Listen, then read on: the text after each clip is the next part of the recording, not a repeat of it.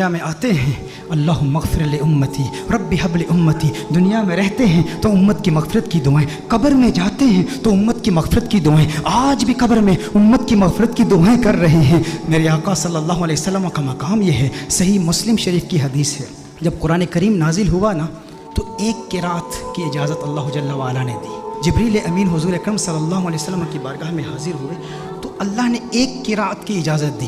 حضور اکرم صلی اللہ علیہ وسلم نے جبریل امین کو واپس بھیج دیا، جبریل واپس چلے جاؤ، اللہ کی بارگاہ میں عرض کرو کہ میری امت کے قبائل تو بہت زیادہ ہیں، اب ایک قرات کی اجازت، یہ میری امت کے لیے اس کا تلفظ آسان نہیں ہے، حوّن علی امتی، امت کو سہولت دی جائے۔ نبی کریم صلی اللہ علیہ وسلم نے جبریل امین کو واپس بھیج دیا، جبریل امین اللہ کی بارگاہ میں حاضر ہوئے۔ اب دیکھیں ہندوستان کے علماء بیٹھے ہیں، حضور کے امتی ہندوستان میں بھی رہتے ہیں نا، میں جب ہندوستان میں جاتا ہوں تو وہاں پر جب بیانات میں مجھے دعوت دی جاتی ہے، جب مجھے مدعو کرتے ہیں تو کہتے ہیں شاکب شامی کو ہم دعوت دے رہے ہیں۔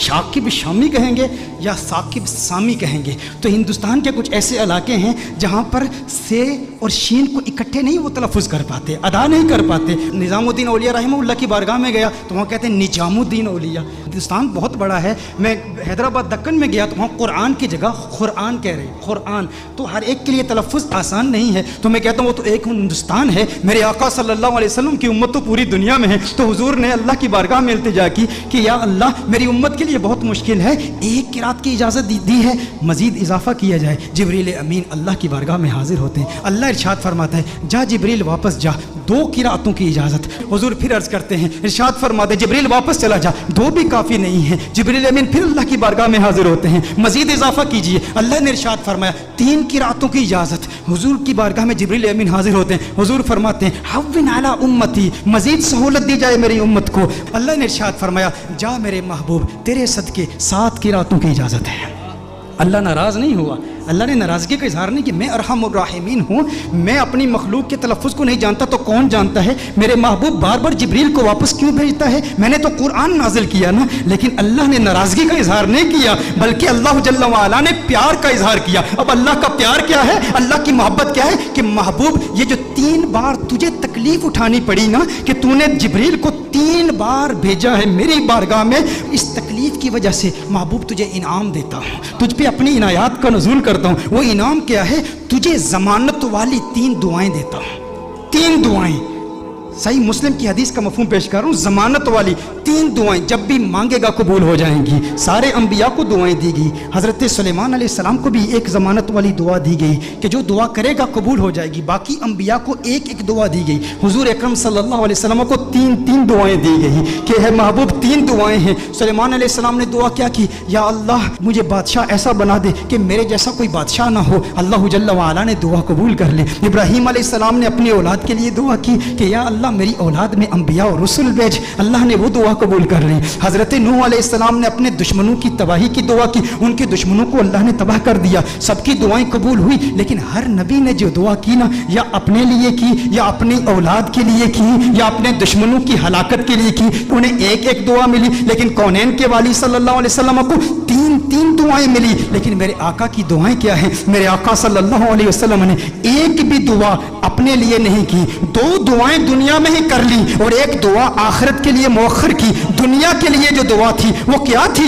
اللہم اغفر لامتی، اللہم اغفر لامتی، اللہم اغفر لامتی، ہے اللہ میری امت کی مغفرت فرما۔ میرے آقا صلی اللہ علیہ وسلم نے دوسری دعا کیا کی؟ پھر اللہم اغفر لامتی، ہے اللہ میری امت کی مغفرت فرما۔ علماء نے کلام کیا ہے کہ پہلی جو دعا تھی وہ کبائر گناہ کے لیے تھی، دوسری جو دعائیں تھی وہ صغائر گناہ کی ہے، لیکن تیسری دعا میرے آقا صلی اللہ علیہ وسلم نے مؤخر کر لی۔ اور مؤخر کیوں کی؟ حضور نے ارشاد فرمایا یہ تیسری دعا آخرت کے لیے بچا کے رکھی ہے۔ یا رسول اللہ صلی اللہ علیہ وسلم کیوں بچا کے رکھی ہے؟ حضور نے ارشاد فرمایا وہ آخرت کا دن ایسا دن ہے جب سب نبیوں کی امتیں یہاں تک کہ انبیاء بھی میری بارگاہ میں حاضر ہوں گے، یہ ان کے لیے سنبھال کے رکھی ہے۔ حضور اکرم صلی اللہ علیہ وسلم نے ابراہیم علیہ السلام کی امت کے لیے، عیسیٰ علیہ السلام کی امت کے لیے، موسیٰ علیہ السلام کی امت کے لیے، ان سب کی امتوں کی مغفرت کے لیے یہ دعا سنبھال کے رکھی ہے۔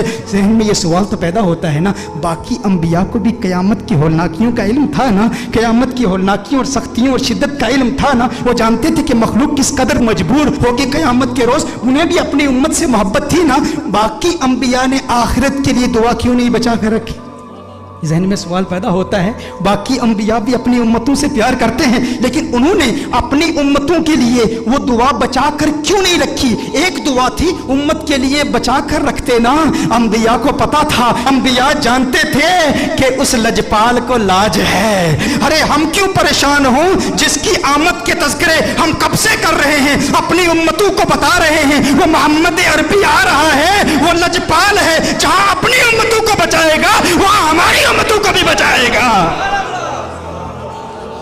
میرے آقا صلی اللہ علیہ وسلم فقط اپنی امت کے لیے نہیں آئے، وہ رحمت للعالمین ہیں، وہ عیسیٰ کے لیے بھی آئے ہیں اور عیسیٰ کی امت کے لیے بھی آئے ہیں، وہ موسیٰ کے لیے بھی آئے ہیں، موسیٰ کی امت کے لیے بھی آئے ہیں، وہ ابراہیم کے لیے بھی آئے ہیں، ابراہیم کی امت کے لیے بھی آئے ہیں، وہ نوح کے لیے بھی آئے ہیں اور نوح کی امت کے لیے بھی آئے ہیں۔ علی نبینا علیہ الصلوۃ والسلام، انہیں پریشانی نہیں تھی، وہ جانتے تھے وہ لجپال ہیں، انہوں نے پہلے ہی انتظام کر رکھا ہے، وہ سب کی شفاعت کر دیں گے، کیونکہ میرے آقا صرف اس امت کے لیے نبی نہیں، وہ سب کے لیے نبی ہیں، یہاں تک نبیوں کے لیے بھی نبی ہیں۔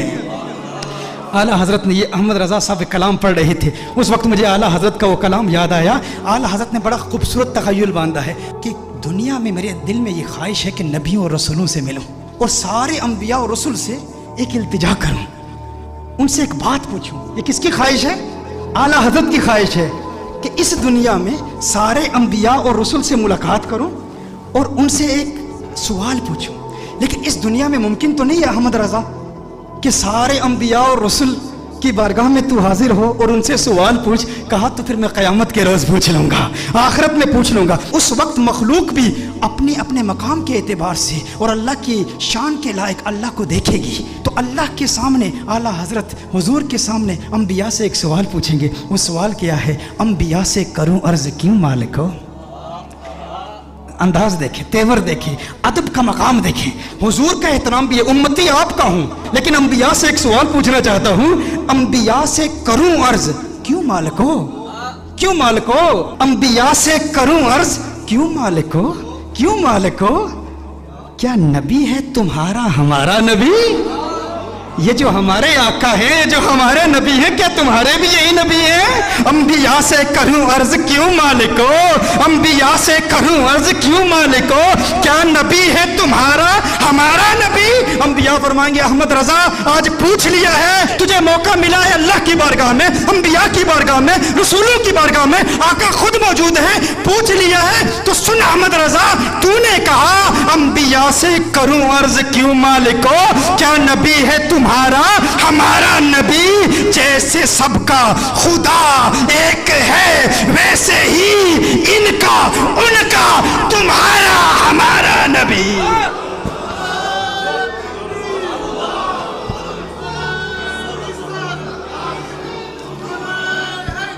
جیسے سب کا خدا ایک ہے ویسے ہی ان کا ان کا تمہارا ہمارا نبی۔ کرنوں بدلی رسولوں کی ہوتی رہی، چاند بدلی کا نکلا ہمارا نبی۔ کیا خبر کتنے تارے کھلے چھپ گئے، پر نہ ڈوبے نہ ڈوبا ہمارا نبی، پر نہ ڈوبے نہ ڈوبا ہمارا نبی۔